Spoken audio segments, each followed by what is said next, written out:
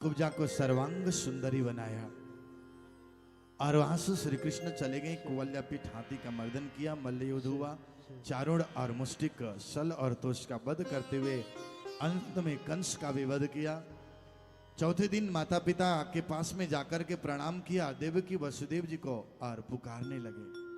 और कृष्ण कहते हैं कि देखिए रोने लगे। कृष्ण देवकी और वसुदेव जी को जाकर के रोते हुए कहते हैं, माता पिता आपकी मैं सेवा नहीं कर पाया, उसके लिए मुझे माफ करना।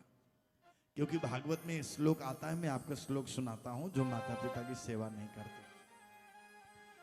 क्योंकि 100 वर्ष जी करके भी माता पिता की सेवा करते रहे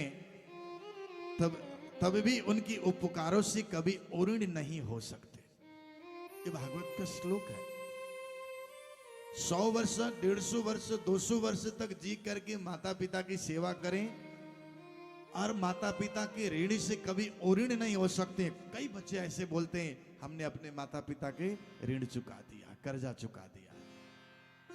ऐसे भूल कभी मत करिएगा, ऐसे कभी नहीं बोलना चाहिए। उस दिन बोला था ना, माता पिता धरती की बोलने वाले भगवान है, डांटने वाले भगवान है, प्यार करने वाले भगवान है। मंदिर के भगवान बोलते नहीं है, घर के भगवान बोलते हैं, डांटते हैं, प्यार करते हैं। इसलिए माता पिता का दिल मत दुखाइए। माँ बाप की सेवा करने वालों को और न करने वाले के लिए क्या कहा है, जो पुत्र सामर्थ्य रहते हुए भी यदि माँ बाप की शरीर से सेवा, अगर धन से सेवा नहीं करता तो उसके मरने पर यमदूत उसे अपने शरीर के मांस उसी को खिला करके और रौरव नाम के नरक में ले जा करके पीटते।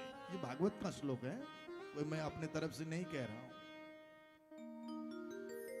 यहां जब अब 11 दिन की लीला हुई, माता पिता से रोते हुए उन्होंने कहा मुझे माफ करना। कोई नहीं, क्योंकि आत्मा रक्षा और राष्ट्र रक्षा के लिए कई बार माता पिता के लिए माता पिता से दूर होना पड़ता है। आत्मा रक्षा, धर्म रक्षा और राष्ट्र रक्षा के लिए माता पिता से थोड़े दूर हो जाते, सेवा से वंचित हो जाते, तो भी परमात्मा माफ करते।